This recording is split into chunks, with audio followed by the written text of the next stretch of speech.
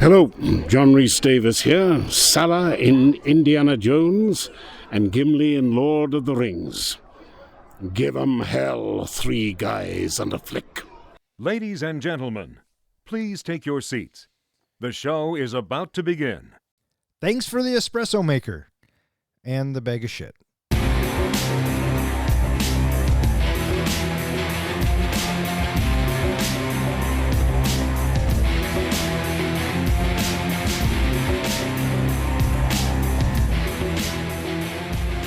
Welcome back. You are listening to Three Guys and a Flick. This is where we review the good, the bad, and the absurd. Tonight's episode, Nothing But Trouble. Beware spoilers.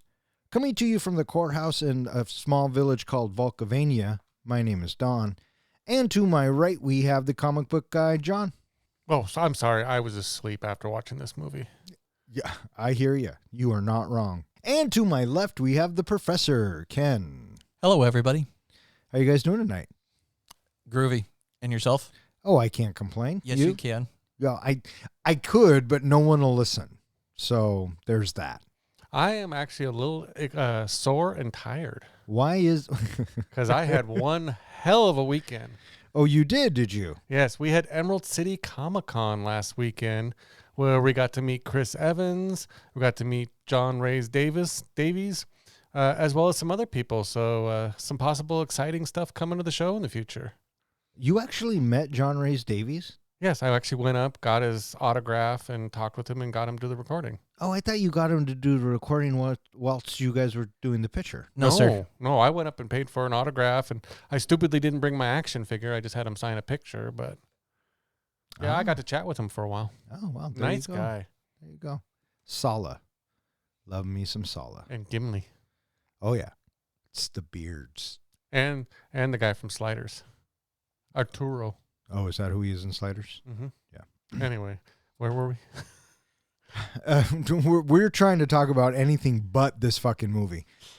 This movie comes to us via the Bronco helmet, and I guess you could put an asterisk by it or chalk this up to kind of a snafu, because this movie was submitted to us by Tatiana in behalf of her brother Tyler, who I was told that he really liked this movie. And so when we saw it, we're like, what the fuck? So we're reviewing it. As it turns out, when Tatiana and I were talking about it, she actually meant Big Trouble in Little China. So, yeah, here we are about to review this gem of a movie. So, Tatiana and Tyler, this one's for you guys. Yeah, enjoy. Released on February 15th, 1991, Nothing But Trouble was directed by Dan Aykroyd, story by Peter Aykroyd, and it stars Chevy Chase, Dan Aykroyd, John Candy, Demi Moore, and a bunch of other actors. How'd this flaming shitbag of a movie do, Don? This flaming shitbag of a movie was made for $45 million and actually went over budget by $5 million and brought in $8 million. This is the only movie ever directed by Dan Aykroyd. And when he's asked if he ever has any regrets in his life, he says this movie. Yeah. From beginning to end, I didn't understand what I was watching. So this movie, in my opinion, was trying to be a combination of two things, obviously comedy and horror. And because it was so stretched out, it didn't get either of them right.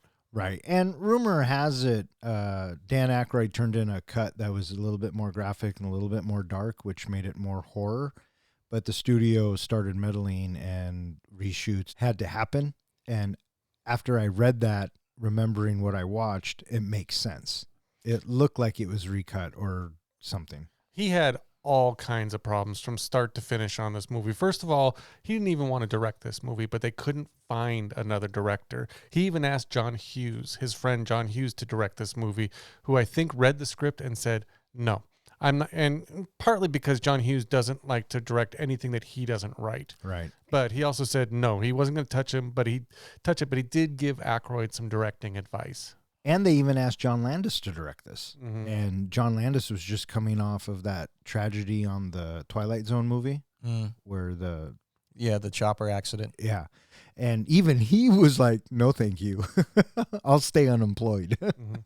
And then dealing with the actors. First of all, we've all heard Chevy Chase can be a nightmare to work with. And all of the actors, I think except for John Candy, had just nasty things to say about Chevy Chase and how he portrayed himself on set. John Candy, of course, everybody loved. But Dan Aykroyd tried to cater to a lot of the actors. And John Hughes finally had to tell him, stop doing that. You're letting them improvise all their lines. You're losing the story. You're letting them watch video of themselves while they're acting, so you're not getting a good performance out of them. Just all kinds of just nightmares with this filming. I can't imagine John Candy having an ill word about anybody. Mm-hmm. I also heard that Chevy Chase would occasionally call people at night and apologize for his behavior that day. Sure. You know, I think another reason why this movie probably didn't do well in the box office was because it came out the same weekend that Silence of the Lambs came out. Oh, really? Yes, same weekend. Oh, wow. And Silence of the Lambs went on to become the third highest grossing movie that year. And sweep most of the Oscars, if memory serves me correctly. Well, okay. At least the big five. Oh, okay, but this movie was nominated for 6 awards, and it did win one of them. Which awards was it nominated for? Razzies.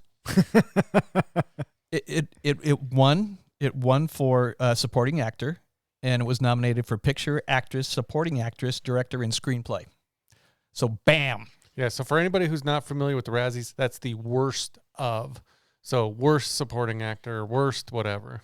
So, this movie making its $8 million the box office year. Here are the other movies that made it $8 million, and the rest of these names, they're equally forgettable. Warlock, Late for Dinner, Body Parts, Black Robe, and Bingo. The only one I recognize there is Warlock. And I liked that movie. Of course you did. You probably liked Witchcraft, too. With Tawny Katane, the gal from the Whitesnake video. I think so. And the Ouija board. Yeah. I put that right there with The Craft and all for those movies. Fuck's sakes. I think that the only reason why this movie has anything of an appeal is because you have our 4 main actors. They were big names at the time. You know, Chevy Chase, Dan Aykroyd, John Candy, and Demi Moore. These were all big names. Oh, absolutely. And you look at the one sheet and you look at the names, you're like, oh, this is going to be funny. Chevy Chase, yeah, we know he's kind of a prick, but a lot of his movies, he relies on his physical comedy. And in this one, I felt like it was held back. And I felt like he was trying to do something different, which was kind of a little bit off-putting. I hear you. And then Dan Aykroyd and all that makeup, I think he clearly carries this film, but I mean, there's not a lot to carry. So, well, when I saw the original cast movie, and I will admit, this is the second time I have seen this movie because I have rented it once before. But when I first saw the cast in this movie, I saw Chevy Chase and John Candy, and I'm thinking, are we going to get the same kind of, acting, the partnership like we did from Vacation when they were in it together? And no, we did not get that. And for Chevy Chase, I didn't know if he was trying to channel Fletch. I didn't know if he was trying to channel Griswold. I didn't know if he was trying to do Spies Like Us. He felt like he was trying to just do a merger of all those characters. Yeah, this felt like a huge mess from the beginning. And I think one of the only bright spots is John Candy. Every time he's on screen, I smile. And he plays his character with such love, and any character. He's the bright spot for me of this film. And I kind of really expected more from Demi Moore, but my God, she's awful in this. And there's a scene where her and Chevy are about to hook up, but then she starts crying or freaking out for no fucking reason. It made no sense. And yeah, it was just kind of hard to watch. What did you guys think of Demi Moore in this? Well, we got no background on any of the characters, so we didn't know why she was so stressed about getting to Atlantic City. Like, was it an ex-boyfriend? Was it a deal gone wrong? What was going on with her? And I agree with you, she was all over the place. I couldn't get any connection with her. And, you know, I got to admire the 80s look and the 80s hair, and she is a great actress, very nice to look at. But other than that, I couldn't get into the character at all. What'd you think of Demi? It was kind of weird the way her lipstick almost glowed Yeah. for some of the camera shots. Like it was radioactive or something. I don't know. She was okay. You know, she's coming fresh off of Ghost, where she had a really strong performance. And for her to be in this slapstick, goofy, you know, crazy clown car ride of a movie, I don't know. She just didn't fit. And I didn't buy any of the chemistry between her and Chevy Chase. Yeah, me neither. So They had some other actresses in mind who had comedic backgrounds, and I think it would have been better. Like Catherine O'Hara. yeah. She would have been a lot better in this movie with some comedic timing. So do you guys have a favorite Chevy Chase movie? When you think of Chevy Chase, what do you think of? Caddyshack. Totally. I want to say Christmas Vacation. Christmas Vacation, really? That's one of my favorite ones, the Clark Griswold. We watch that every year. Yeah. Yeah. There's something to be said about Christmas Vacation. Mhm. Although I think the first one Vacation. is probably the best one. It's the strongest. Yeah, but I mean, if we go back and look at it now, it's questionable. But that's another podcast for another time. Favorite Dan Aykroyd movie? You know, I got to go with Ghostbusters. And then a strong second is Blues Brothers. I'll probably have to say Ghostbusters as well. Yeah, I would say Ghostbusters or Trading Places. Trading Places is another strong. Absolutely, Mhm. absolutely. John Candy. John Candy. Oh, boy. You know, he's had a ton of stuff that he's done. And, you know, it's really quality stuff, too. You know, you've got, he's great in Home Alone. He's so much fun as Uncle Buck. Spaceballs, you know, talking about, you know, some of his other things. He, you know, it's a little part that he plays in Vacation. Stripes. I liked him in Brewster's Millions. So, Joe versus the volcano. Tom Tuttle from Tacoma, Washington. so do you have a favorite Planes, Trains, and Automobiles. comic book guy? Oh, it's a tough one, but the one that really jumps to mind is Uncle Buck. Yeah, that's definitely in the air for me. But I'm gonna have to say it's either Spaceballs or Brewster's Millions. I was right leaning towards Spaceballs. I'm a Mog, half man, half dog. I'm my own best friend. Favorite Demi Moore movie? You know, I haven't seen that many of her movies. You know, she's had a couple of good things. Like, you know, we mentioned Ghost. One Crazy Summer, she's fun in that. St. Elmo's Fire, she's sweet in that. You know, that's early on in her roles. About Last Night, I don't know. I guess I don't necessarily have a favorite. G.I. Jane. I was about to say my favorite would be G.I. Jane. Few Good Men. Yeah, She's good, I man. really enjoy her in A Few Good Men. So it's either that or G.I. Jane, and of course Striptease. But, Of course. of course. We had a first movie appearance by someone in this movie. Yeah, and you know, I watched the trailer and the song came on, and I went, "Oh yeah, now I remember." Digital Underground. Yeah, and it all came back to me, And Tupac Shakur is Yep. his first ever movie appearance. yeah, because he was part of the Digital Underground at the time. It's not long after that he goes solo and becomes who he would ultimately become. So that was fun to see him in, and I love the fucking song. Same song. I loved it when it came out, and I love it today. So that's probably the only sound clip we're gonna get for this movie as I play the music. It's just gonna be the Digital Underground song. Did you know that during the making of this film, Dan Aykroyd had to be hospitalized? Why? Because he took off his fucking nose? No, he was so stressed and so panicked about this movie doing well and the fact that he had never directed before that he just basically, the stress put him in the hospital. Yeah, well, that shit'll do it. It doesn't surprise me. This thing is a fucking mess. Yeah, I just feel bad for the guy because I think he is a creative talent. I think he is a great actor. I think he's got great comedy timing. He just took on a project, and I think he took on too much. Yeah. And what's kind of sad is he wrote the screenplay. Yeah, with his brother. Yeah. And he wrote Ghostbusters. I'm pretty sure he wrote Blues the Blues Brothers. Brothers. Yep. I mean, so he knows how to write. And I'm curious to know if his final script that he turned in is anything close to what the shooting script became. Mm-hmm. So, Well, like as the professor said, the original version was much darker. And also from what I've heard, Chevy Chase tended to ad-lib a lot and just got away with ad-libbing a lot of this movie that kind of ruined, I think, the directions it was going. oh, sure. Is it about that time? Why, yes, boys. It is about that time. Welcome to another edition of Master Movie Trivia. I am your reigning champ. You may call me the champ. I have compiled 5 questions and 5 questions only to test your knowledge of the movie we are reviewing. Each question could be worth multiple points, so if you know the answer, say it. And please wait until I finish each question. Let us begin. What does Judge Alvin say Chris's profession is? Banker. Bonus question. What is Chris's actual job title? Investment. Yeah, he's an investment consultant. Financial publisher. Oh. Financial publisher. He puts out a newsletter. Yes, he does. Question number 2.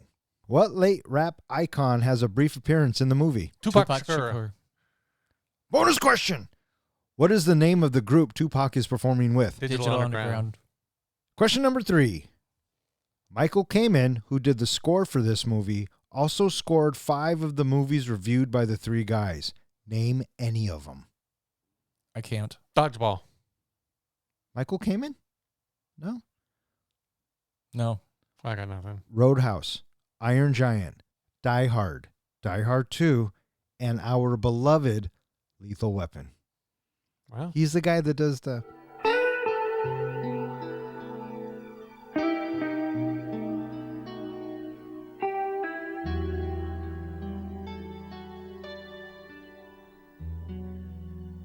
I thought for sure you would have noticed that. All right. Question number 4. What are the names of Alvin's deformed grandchildren? Bobo and Little Debbie. Bobo is correct. Little Devil. Little double. Little Devil. Tie Well, goes it's not to the Devil, runner. it's Devil. Little devil. It's the bull. Yeah. Debbull. Question number 5. What is the name of the village Chris leads the foursome into? Vulcanvania. Vulcanvania. Well done, boys. Not too bad for a movie that, well, it was kind of really hard to come up with those questions. But by my math, you guys actually did tie this week. So, neither of you are any closer to movie immortality.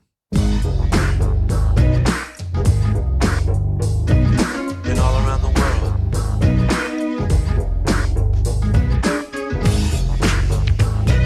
Been all around the world. While hosting a party in his Manhattan penthouse, financial publisher Chris Thorne meets lawyer Diane Lightson and agrees to escort her to consult a client in Atlantic City the following day. Thorne's clients, obnoxious but wealthy Brazilian siblings Fausto and Ronaldo something or other, meet up with them and invite themselves along. Chris takes a detour off the New Jersey Turnpike, ultimately ending up in the rundown village of Vulcanvania. After running a stop sign and subsequently attempting to escape pursuit Chief of Police Dennis Vulcanheiser, the group is captured and taken before his 106-year-old grandfather, Judge Alvin Vulcanheiser. After Chris offends Alvin, the yuppies are locked in a hidden room under the courthouse to be judged the next day, and they overhear Alvin violently executing a group of convicted drug dealers in a deadly roller coaster named Mr. Bone Stripper. So this movie opens up and we get to meet Chevy and Demi, and they are, upscale Manhattan residents. What did you guys think of the whole opening bit here? It was kind of interesting to be able to see the Twin Towers all lit up in that New York City flyover. That's what I thought too, as it was starting, and every time they showed the city. Yeah. Mm-hmm. Yeah. The one interesting thing I noticed was, filming back then versus filming today. Do you notice how unsteady the shot was? It was obviously done in a helicopter, and it was just bouncing all over the place. Yeah. So we meet Chris Thorne. He's an instant prick, and we can tell, oh boy, you got a 2x4 shoved up your ass. Yeah, and I don't know what it is, and maybe it is because Chevy Chase is kind of a dick, but he kind of plays that asshole character in every role he does, so I tend to think that that's him coming out into the role. I was trying to decide, is he really being a prick or is he just being overly sarcastic? I mean, is that kind of the same thing? Like, was he putting himself above everyone else or was he just being a jerk? Yes, to both. Okay. So we ride the elevator up with Diane. She starts sobbing, and next thing you know, he invites her, if she's feeling up to it, to come up to his party he's having that night. So when they're in the elevator, is it Chevy Chase that has all of the paperwork? And does she just happen to see the folder, or was she holding the folder? She was holding it. When she got in? It was her paperwork. Okay. Because I must have blinked or fell asleep 5 minutes in. And for some reason, I thought she grabbed it from him and it was his. And so when she gets out and just takes the dogs and leaves them with all that other stuff, I'm thinking, why would she even do that? How would she know that? But apparently I was wrong. Well, I think it was obvious from the start that this was going to be our two love interests, that this was the two supposed to be the pairing. Immediately from the start, I did not feel any chemistry between the two, and I almost felt like he looked like her father. I'm glad you said that because I kind of felt the same way, but mostly because there was just no chemistry there. I don't know if it's Chevy Chase or if it's Demi Moore, because in other movies, they both have chemistry with other people. So, yeah, it was kind of a weird pairing. And so now Chris is having a party up in his penthouse, and Demi Moore, after reading the paper and freaking out and making a phone call and kind of starting a plot line that never gets resolved, she goes up to Chris's apartment because she figures he's got money, he could probably help, and so she goes and starts questioning him about a case or something that's going on in Atlantic City. Well, there's a lot of oddity in this movie, but one of the oddest things is she's just met this man. She's just going to his party where she knows nobody, and one of the first things she asks him is, "Can I borrow your car?" Yeah. I thought that just kind of out of nowhere. Yeah, it kind of was. And he was like, "No, you can't borrow my car, but I could go with you." And this is also where we meet, I guess, they're Chevy's clients. Do they ever say that they're his clients? Yeah, he says that he manages their money or something, or helps them. That's right, because helps them with investments. Because they're Brazilian heirs, is what he calls them. And so Fausto and Ronaldo. Yeah, brother and sister. Yeah, yeah, he calls her baby, like it's his girlfriend. Sort of. Am I the only one that thought that was weird? Yes. They really stuck out this whole movie. They really kind of irked me the whole movie. So anyways, we are introduced to these two annoying characters. They're suck-ups. And they want to go on this road trip too. And so they kind of make a agreement to go together, but Chevy's like, "Nah, fuck that. I don't want to take these two. Why don't you, Demi, meet me in the garage at noon tomorrow?" So that was really quick, and I still have no idea what the fuck is going on in this movie. Well, I love, too, that we can then go to the next morning, and we don't get to see what happens after that, but Chevy Chase is really hungover. He doesn't want to go on this trip anymore. They left that whole chunk of the story out of what happened the night before to change everything. Oh, he got fucking super hammered. What else did you want? Yeah, but we don't see him even have one drink. But does that mean he can't get super hammered? No, but I'm just saying they left out a piece of the story there. I didn't think so. Okay. Yeah, you just this bit he kind of reminds me of Ty from Caddyshack in this one. When he comes out with the glass and he's all hungover, he kind of has that Ty swagger. But he comes out and he's like, "Fuck this! I don't feel good. Demi's gonna come down, just give her my car with my compliments and blah blah blah." And then Demi Moore comes down and she's looking all good, and of course Chevy changes his mind. So I guess the bell guy, or the guy who's with Chevy at that moment, that's Dan Aykroyd's brother. Yeah, that was his cameo. Yeah. Mhm. Yeah. And of course, the garage door goes up, and who is standing outside the garage doors? Fausto and Ronaldo.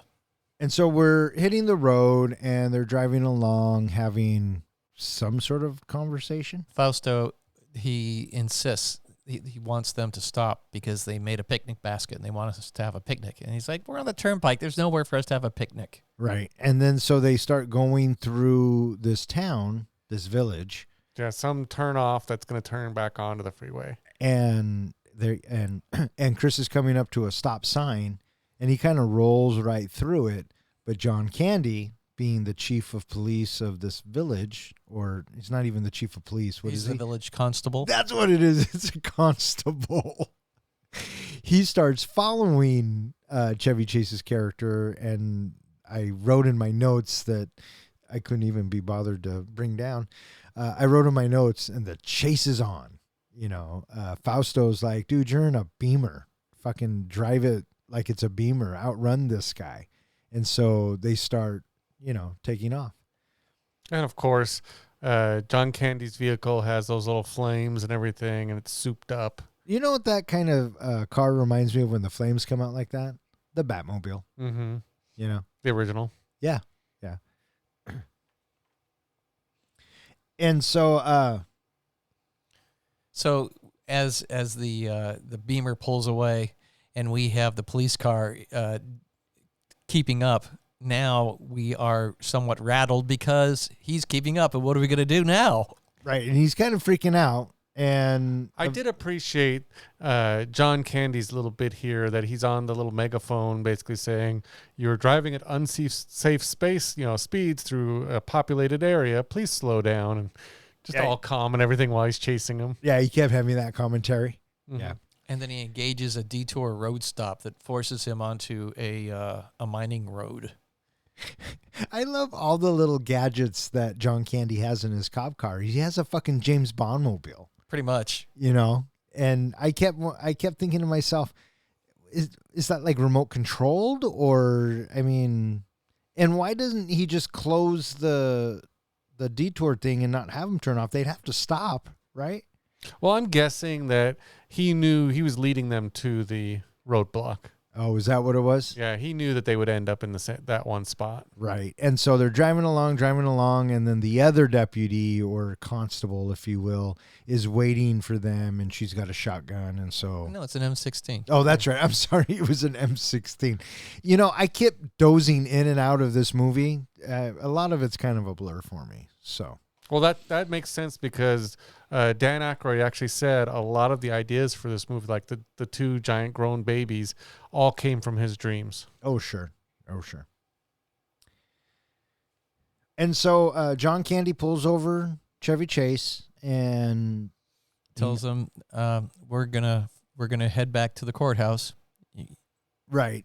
Chevy Chase gets out of the car. He tries to pay him off, and you knew that John Candy wasn't gonna take it. He looked like too much of an honest cop, I guess. Mm-hmm. And so I thought this bit was weird too. Have you guys ever been pulled over and the cop told you to follow them somewhere? No.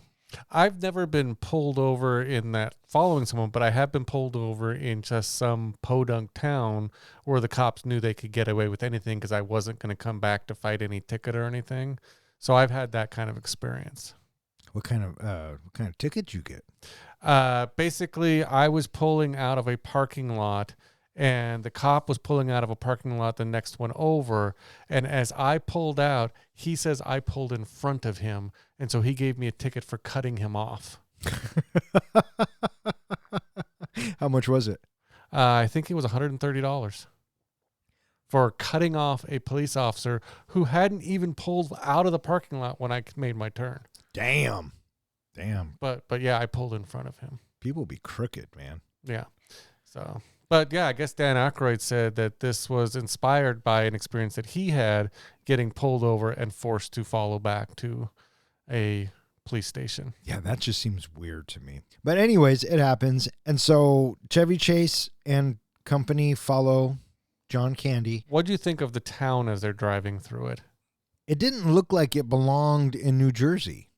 It looked like it should have been like Transylvania or a Eastern European town. Right away, I got just these, I don't know if it's from PTSD or what, but flashbacks of Texas Chainsaw Massacre. Oh, well. And some of those sequels Yeah. where people are forced off the road and to follow and Yeah, definitely a feel there. When we first see the houses they're pulling up, I thought of Psycho. Yeah, you are entering Bizarro world now. Yes. And so they go into this house, and that's where I really felt the chainsaw vibe. And especially when they come up to the dinner scene, which is coming up pretty soon, that really, really reminded me as well. But they come in, and this is where we meet the judge, Alvin Valkenheiser. played by Dan Aykroyd, in heavy, heavy, heavy makeup. What did you guys think of his entrance? And actually, what did you guys think of Dan Aykroyd as this character? You know, I was struck by all of the tchotchkes and knickknacks that we see, and I was wondering about the setup of all of this stuff. It's probably all practical. All of this junk clutter put together, stacked up, and all shoved into this place, and so having this bizarro world where we see the judge, he's very much in his element, and yeah, he looks like he's old and disgusting. Yeah. Well, I got the impression right off, they kind of say it, that he, in another life, was an engineer. So, of course, he's created all these tinkerings all over the place. But when they announced he was 106 years old, I'm like, how scary is a 106-year-old? Well, he moved around okay for 106. And when he started taking off his face later, too, yeah. Yeah. I thought it was hard to get into, and I was really distracted by it. And I couldn't hear Dan Aykroyd's voice. Mm-hmm.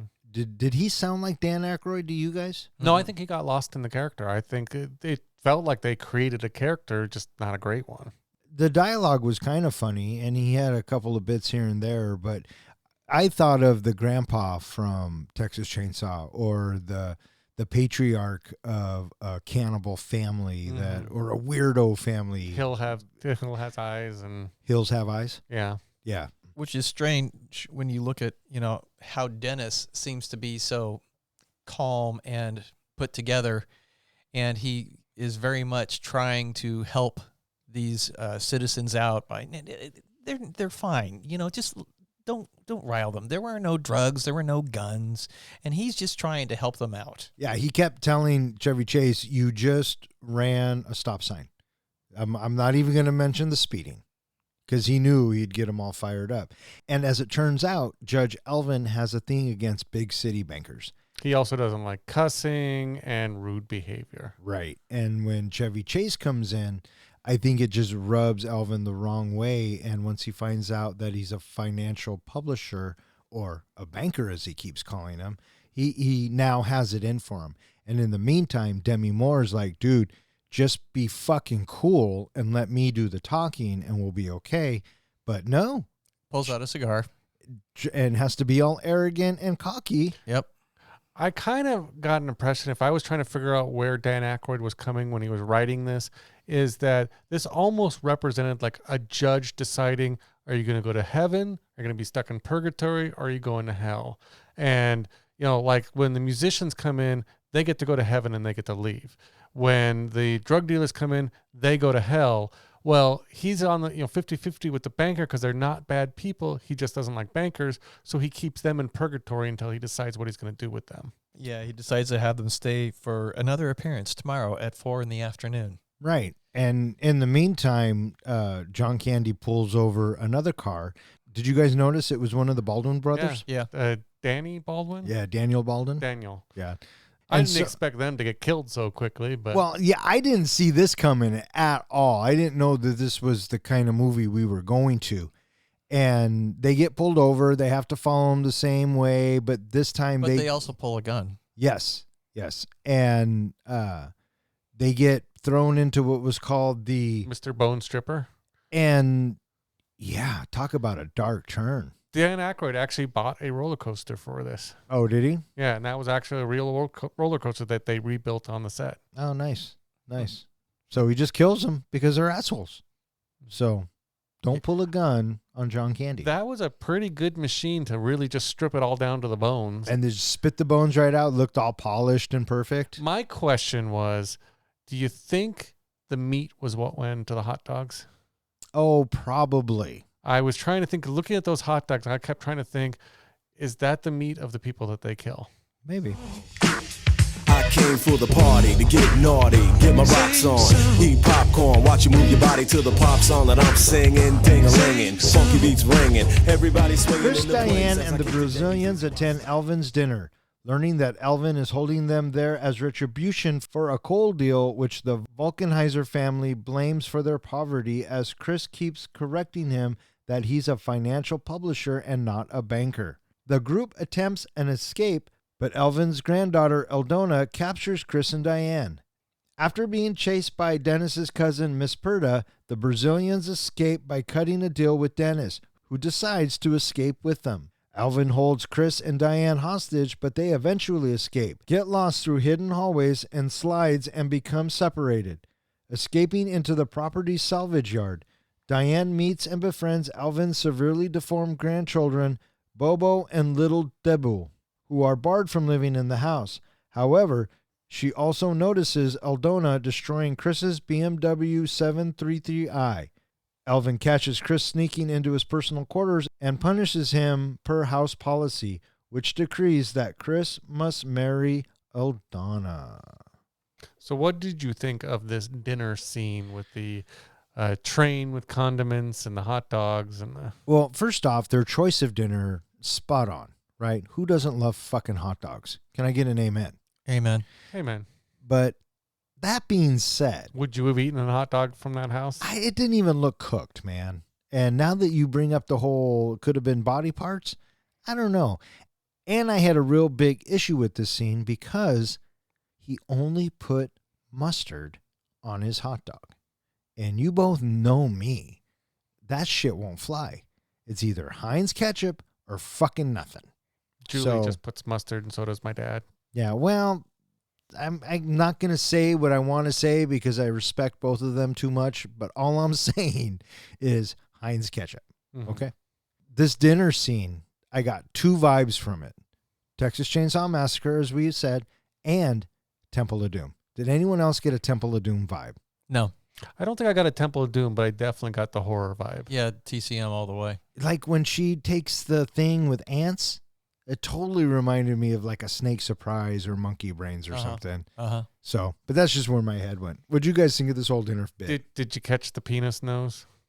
No, I read about it afterwards, but I didn't look when at he was it. eating the hot dog and he turned towards, I think, Chevy's character, his nose was all of a sudden wrinkled up like a penis. Oh. It stuck out like a boner. Oh, really? It is so clearly a penis head. How funny. And I completely missed it. Again, I could have just been in and out of a nap. Yeah. What stood out to me was as Dan Aykroyd's eating this fucking hot dog, the mess on his face with the mustard and it was just fucking gross, wasn't it? It was disgusting. Yeah. I kept thinking, if you're building a horror movie that you want to kind of give the hint to that this might be people parts or something, he should have gone with the ketchup because it at least would have looked like blood on his face. Oh, sure. Well, Ronaldo and Fausta, they have had enough. And out the window they go. Their whole side storyline of them swimming through the toxic water, which again, nothing ever comes from it. Them kind of, then all of a sudden bargaining with Dennis and all that.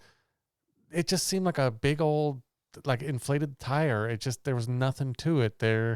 Nothing really came of it. You think there would be some twist or turn. Nope, they just got away. No, they just disappear from the fucking movie. And we lose Dennis for pretty much, except for one packing scene.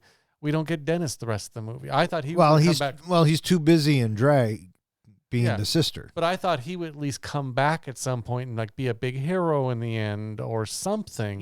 As I'm watching this or trying to watch this, I noticed his absence.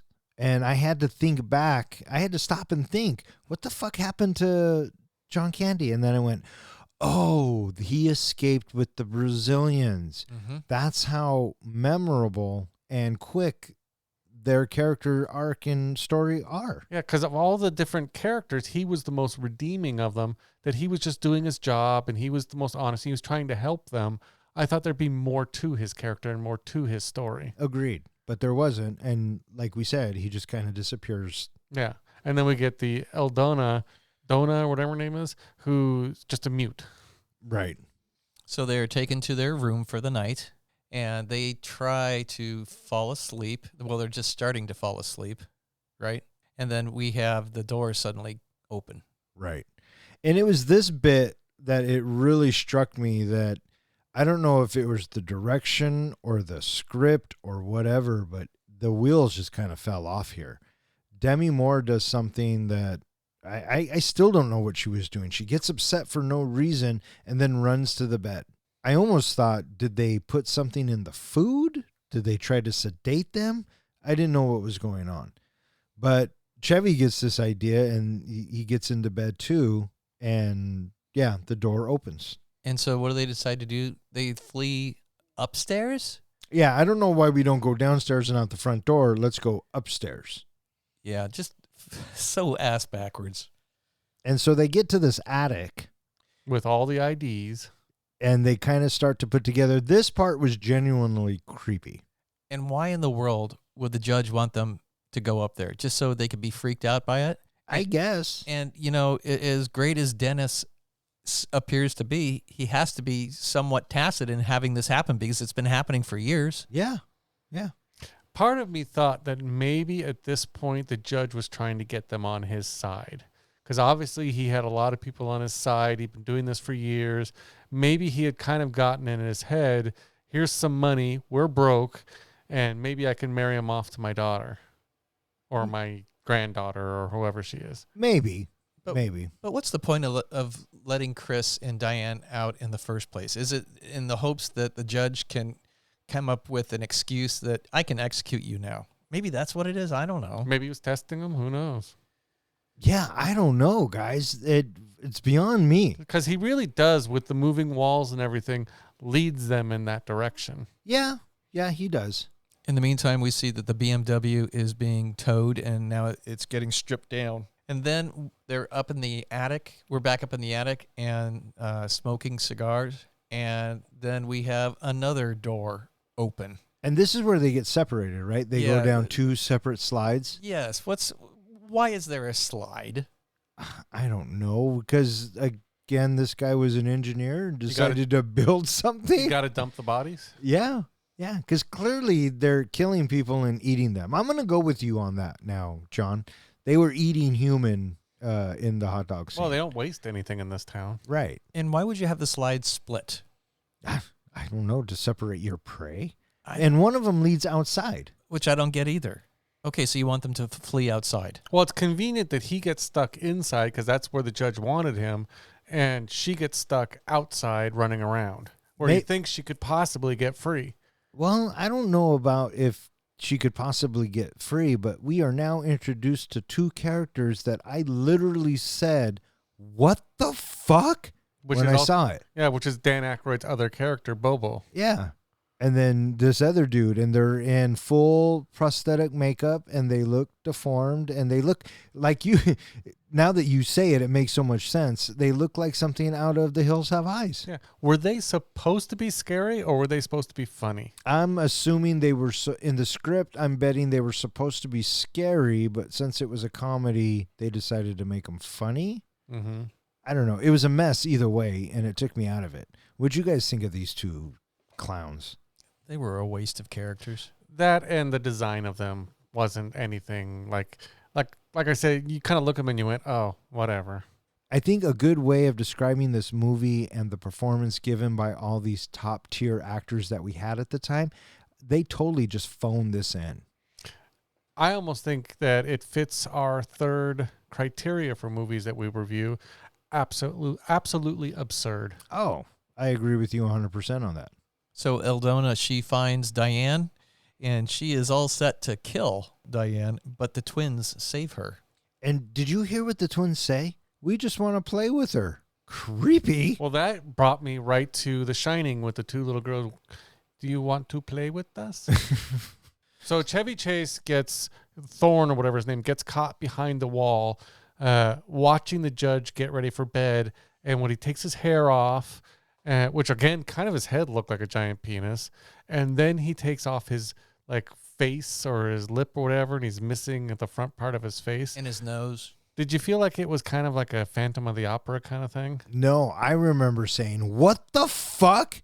He took his fucking nose off, and they show it, and it was just like, I didn't fucking get it, right? And then he takes his leg off, and then he crawls into bed.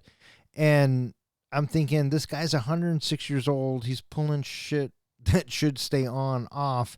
What the fuck are we watching? You know, all I could think was, that bed looked awfully comfy. Oh, did you? Yeah. Of course you did. So the judge is he's lowering himself down to go into his courtroom, and then we have Chris come out and kind of sort of poke around a little bit. But the judge comes back. And he gets caught. And this is where I think the judge gives him two choices. You can either die or you can marry my granddaughter. Well, we also have the fight scene for a while where... Yes, that's what happens next. There's a brief fight scene. And I'm thinking a 106-year-old's putting up a pretty good fight against this guy. Yeah. But he does manage to get away from the judge, only to run right into Eldona. Right. And then Eldona knocks him down. Mm-hmm. That's right. Yeah, and you've touched my granddaughter, so you've soiled her, so now you need to marry her. Right. What a fucking rule, you know? You know how many wives I'd have? Well, I kept thinking that maybe that's the whole reason. That was the plan of keeping him around. To marry him off to Eldona? Because Eldona looked Twitter-pated with Chris. Yeah, because he even says, normally, I would, execute a banker, but I'm going to let it go this time because you're going to marry my granddaughter. Right.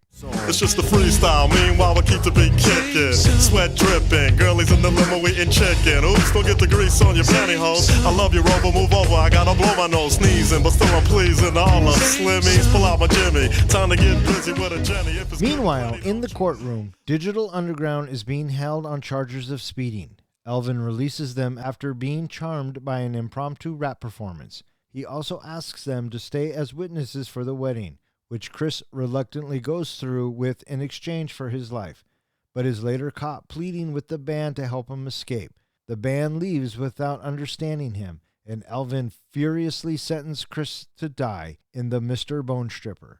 The machine breaks down just before Chris is fed into it, and he escapes. Elvin nearly kills Diane with another claw contraption known as the garter teen. But Chris retrieves her at the last second, and the two jump on a freight train back to New York. After the two report their plight to the authorities, local and state police raid Elvin's courthouse. Chris and Diane are asked to accompany the FBI agents to Vulcanvania, only to find out that the state troopers involved are fully aware of and allied with Elvin since they dumped some of their captive lawbreakers on him. The couple escapes when the area's underground coal fire causes a colossal earthquake, fatally destroying Vulcanvania. One thing I forgot to mention earlier, we always have to kind of give a little bit of foreshadowing. Did you catch all throughout the movie they kept talking about the coal fires underneath? Yeah. And so you knew that was going to be coming back at some point. Yeah, and every once in a while we'd get a little rumble, Yeah. kind of like an earthquake, but they would always reference the coal fires. So I figured there had to be something with that eventually. Right. And so now Digital Underground shows up. Yeah, we just have a musical break in the movie. And which I didn't mind because, again, I really dig the song. And, just real quick, R.I.P. Humpty Hump. What did you guys think of this whole musical bit? I got to ask a question. I used to like some of Digital Underground's music and Humpty Hump. Humpty Hump. And Humpty Hump. I know he wore that fake nose. The other guy with the mustache, was that him also without the nose? Yeah, Shock G and Humpty Hump were the same guy. That's what I wondered because I noticed when one was, the back was turned, the other one was facing forward, and then they switched. Right. So I always wondered if they were the same person. Yep. Yes, they were. And we get a little brief cameo from Tupac. But other than that, I mean, come on. During this performance, the judge is moved. And Gets on the organ. He gets on the organ and starts playing it, and he starts... riffing. Yep. So it just goes to show you the power of music. And if you're ever in a courthouse and you need to get out of a speeding ticket, just start rapping. I just wonder, like, what was the point of inserting them into the movie? Was it just to play off of the popularity of them at the time to help the movie along? Or do you think that was a big actual point to the movie? I don't think it was a point to a movie at all. I think that Digital Underground was popular in 91, and Dan Aykroyd probably thought it would be fun to throw him in there. The song does well, and the song probably did better than the movie. Mm-hmm. So we cut to Diane, and she's playing cards with the boys. And I was thinking that, okay, so she's probably scheming. How can she better her situation? Right.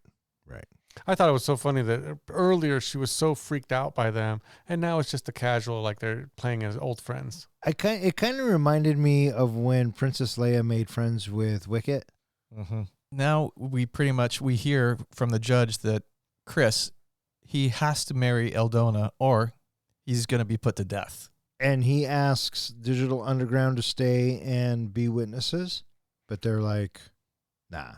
What'd you think of the wedding kiss?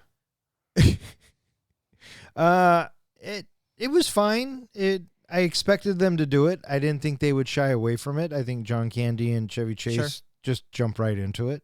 I thought it was funny. What did you guys think? Yeah, it was fine. I did like the lead in of, I don't want to, in front of everybody. Right. Well, he was trying to make excuses. Yeah. Typical Chevy. But then Chris, he overplays his hand. He's yelling frantically at the band, wait! Help me. He's trying to get them to take him with him, and they're like, nah. It's awfully convenient that when he gets set to the bone stripper, that's when it just decides to break. Oh, come on. There should have been some kind of lead in of maybe they had fixed it or maybe they had done something to it beforehand. But yeah, all of a sudden that's when it falls apart. I think you're giving this movie way too much credit. Yeah. Even the earthquakes could have done something to it. Well, maybe they did. They just didn't explain it to us. Who knows? But either way, he doesn't go through the machine and he gets saved. His life is spared. Yeah. We cut to Dennis. He's packing his suitcase, and it looks like that he's leaving for good. Yeah, the twins or the siblings, The Brazilian heirs convinced him, to go with them and to escape. And then we are introduced to that contraption, Miss Graderdine, and it's put into service, and we see it whack up all those watermelons. Right. And then, okay, that's where Diane's going to go next. Again, the way the machine cut things, I kept thinking, well, that's how you want to cut up a big chunk of meat. Well, yeah. Yeah, so you could store it and fillet it and do whatever you needed to do. Put it into hot dogs. Yeah. And so she is asked to plead with Chris to come and, show up. And instead she yells, "Run for your life!" I love how she's selfless at that point, telling him to run for life. And then she gets on the mic later with saying, when I told you to escape, I meant come save me. Right. And so just as you think she's going to buy it. Yeah, the judge says, I'll give you 5 minutes to show up. Right. And then we're down to the last possible second, and Chris, he is able to set an explosion off. Which causes a diversion, and he is able to rescue Diane. And so they escape. They flee, and they manage to make it to the train tracks. They hear a train coming, and they just barely get onto the train. Right. Did you feel the palpable tension of her not being able to make it? Like you were worried for 1 second she wouldn't get on that train? No. This was not that movie. So they do get on the train and they do manage to find some authorities. Did you guys see this big twist coming? This double cross? No, it was stupid. I honestly thought when they got to whatever they were going that they were going to come back to the town and nobody was going to be there. Oh. That they were going to have some gadget that they could push and everything just hid. Oh, well, I could see that. And when they come back and the twist is revealed that FBI and everybody are in on it. All of the authorities, everybody. Well, Yeah. that's what bothered me. I kind of saw it coming, I kind of thought, okay, maybe 6 or 7 people could be in on it and all that. When they showed all of those cops behind him and they're all in on it, that, again, was so far-fetched that not one of them would think that this is wrong. Hi, Judge Alvin. Yeah. Like it was common practice, Mm-hmm. that the local authorities have been condoning and helping this this thing go on for all these years. Well, it's kept their crime rates down. Now that we're talking about this out loud, doesn't it kind of sound like Hot Fuzz for the greater good? The greater good. A little bit. You know, the village and the people taking care of the want-nots and Yeah. the vagrants. A little. A little bit, right? So they ended up getting saved because the coal fires have started wreaking havoc on the grounds, and there's explosions that are happening now that are seriously jeopardizing everybody's lives. Right, and so they managed to get out. And I thought this was another missed opportunity because they could have, again, we're giving a lot of credit to the movie, but they could have developed a little further and said something along the lines of the explosion that Chris set off, maybe that started a chain reaction that eventually is leading to this. Why also now again, perfect timing to save them. Now the whole thing's exploding. I see what you're saying, and they totally could have, but I guess it just wasn't in the cards. And of course, as the explosions are happening, the whole town and area is being gobbled up. Right. Little poltergeisty. A little bit. Money big, the freaky deaky, the squeaky wicky up and down. Well, as a matter of fact, I'll be right back. I gotta take a leaky. So I'm draining entertainers, but I got fame and the bases I touch. Too much for me to try to be naming. Hey yo, he saw me In Brazil, Dennis becomes Fausto and Ronaldo's head of security, and he vows that nobody will harm them on his watch. Back in New York, Diane wakes Chris from a daydream as the news broadcast of Volcanonia disaster is shown, where there is oil everywhere. In a twist ending, Chris sees Elvin on a news broadcast rummaging through the debris, where he states to the reporter that he and his family survived. While brandishing Chris's driver's license, Elvin announces to the reporter that he and his family plan to move in with his new grandson-in-law and vow to see that banker soon. This soon causes Chris to comically flee for his life, leaving a hole in the shape of him in the wall. Roll credits. So again, I mentioned earlier, this whole thing with Dennis and the Brazilian heirs, just that whole side story just could have been even just left out of the movie. There was nothing to it. Maybe that's the MO of this movie, was let's start a bunch of stories and just not go anywhere and see what we can do. Yeah. Because just like the Demi Moore storyline, that goes nowhere as well. I mean, I'm thinking they crawled through toxic waste and all that, convinced this guy to help him, and yet now he's dating the sister. Yeah. And you have a bit at the end where all of the authorities, are on Judge Alvin's side, and somehow all that just kind of sort of goes away, after the explosions. Yeah, just nothing is ever resolved in this movie. Mm-hmm. I think the only one that even dies is the lady cop who was sitting in the outhouse. And then back in New York, Chevy Chase wakes up from a daydream. He's tripping out. He's having a little nightmare during the day, yeah. Yeah. And then what'd you guys think of this bit when he runs out of the fucking wall? Dan Aykroyd and the writers and everything said that they couldn't come up with an ending. They didn't know what to do. So that was something they came up with at the last minute, and they have regretted it. They said it was just a quick fix just to end the movie. Yeah, I guess so. It was so Looney Tune. That's exactly what I was thinking, Looney Tunes. Yeah. And again, it's almost the dot on the I. It fits the way this movie was. It just, yeah. Yeah. And you know what? I'm not sure I was even awake for that part. So there's that. Nice. And that's nothing but trouble. Welcome to a new segment we like to call Face the wheel.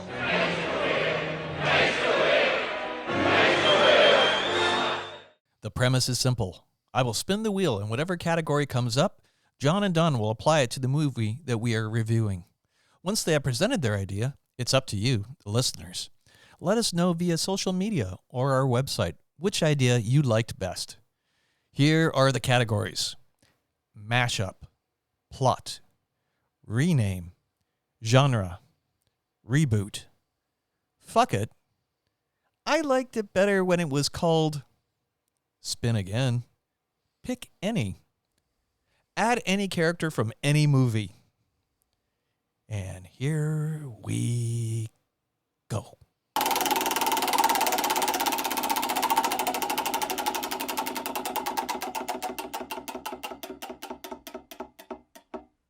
I was hoping for that. And this week's category is fuck it. Hey, Professor, can you tell us what fuck it means? Other than fuck it, Yeah. it's kind of sort of a brash way of saying we're going to skip the wheel this week. All right. And you know what? I fully support that decision. How about you, buddy? I almost feel like the gods above have said what they think of this movie too with the wheel. All right. So there you have it, listeners. And that concludes this week's Face the wheel.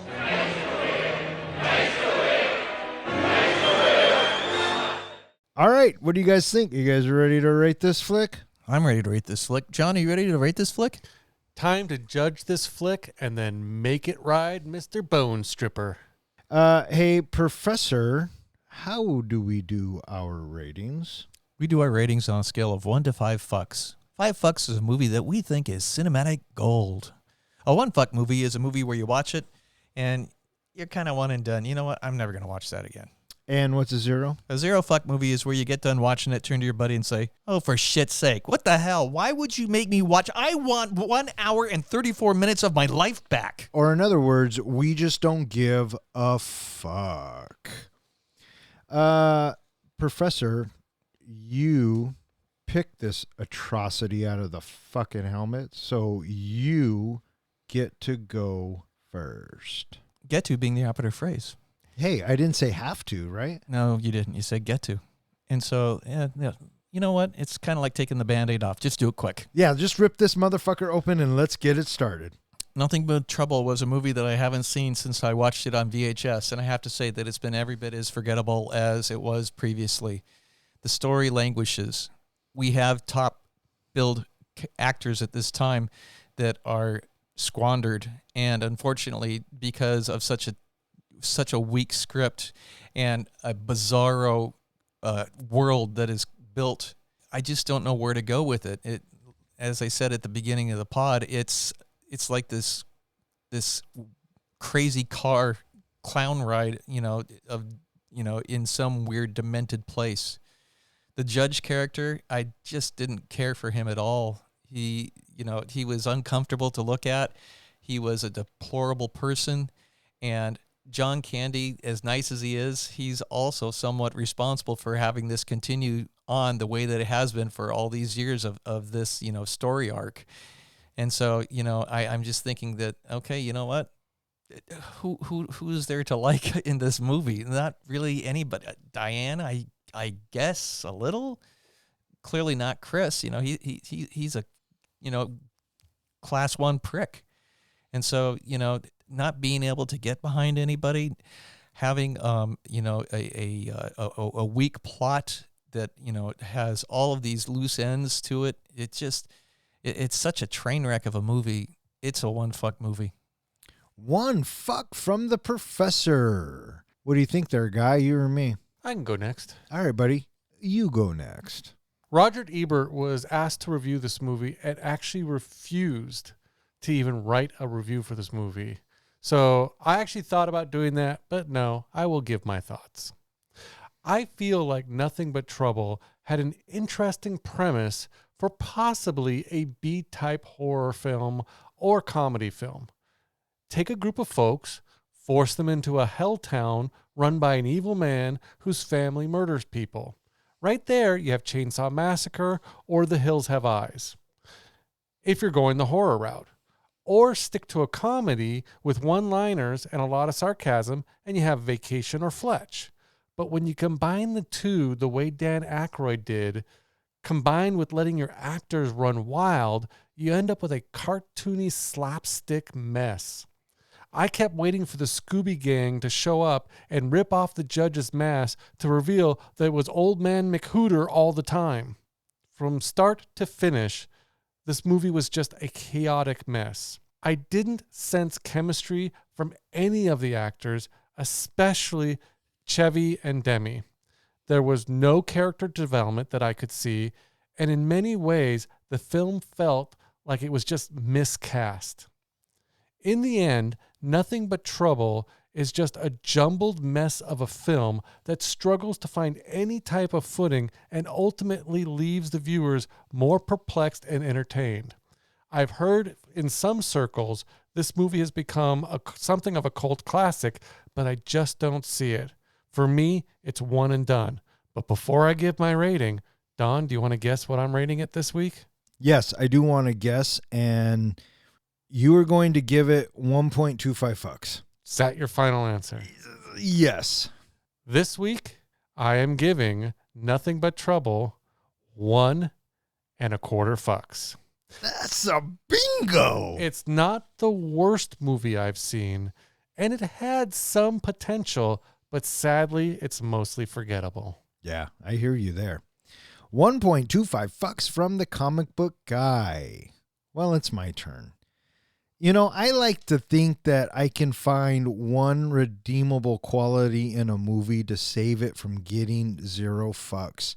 And up until the moment where Digital Underground appears, this movie was going to get 0 fucks. From the opening to the end, it's a complete fucking mess. And I feel bad for Dan Aykroyd because we know him to be a brilliant writer, and we know what we get from Dan Aykroyd. I mean, the movies go on, and we talked about it earlier. Chevy Chase, same thing. John Candy, same thing. And Demi Moore, I mean, at the time, she's at the peak of her career, and you would expect this to be at least somewhat funny. I don't think I laughed once. If anything, I kind of got grossed out. The whole nose bit, the hot dog bit, it was just all over the place, and it couldn't decide whether it wanted to be a horror movie or a comedy.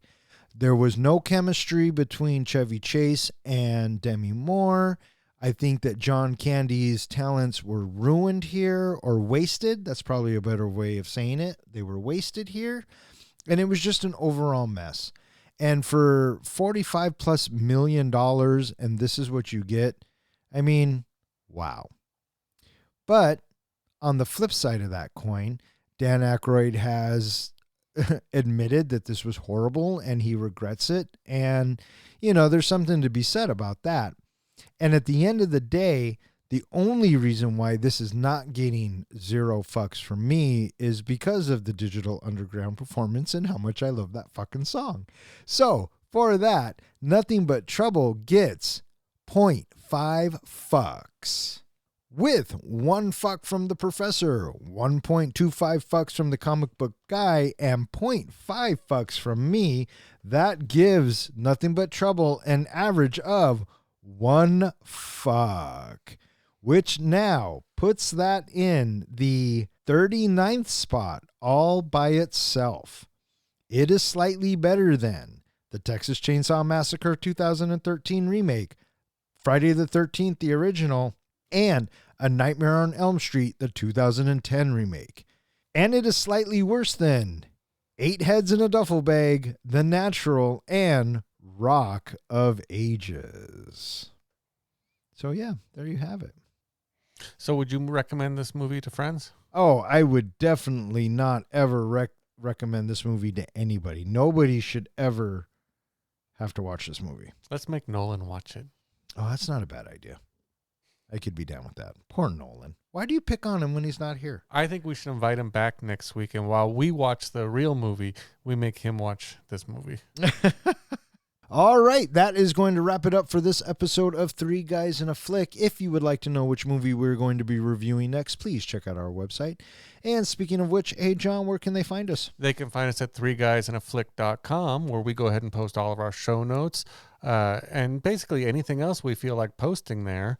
You can also go ahead and use our form to submit the movie you would like us to review next.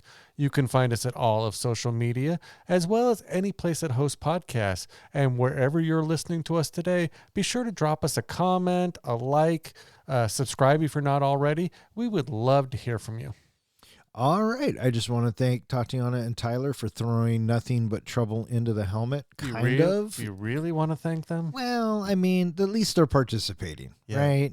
Yeah, thanks a lot, guys. And even though we already recorded Big Trouble in Little China, you apparently didn't listen to that one. I was getting there, bud. I was getting there. Oh. Yes, we did record Big Trouble in Little China, so you should go check that out.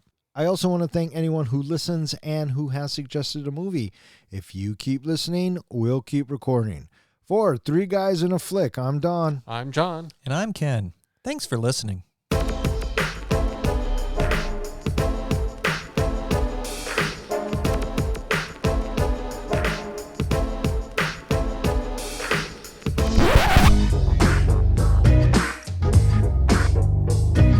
And all around the world.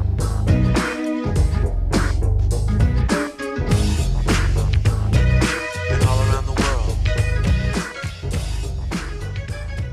You don't think we should have a disclaimer saying we can't find a quote? Coming to you from the courthouse of the village of Vlakenvlavivava. What the fuck is it called? Volcanvania. Volcavania. Coming to you from the penthouse. Volcavania. Volcvania. What is it? Vulcanvania. The couple escapes with the area's underground coal fires. Huh? The couples escape when? You said where? What's the difference?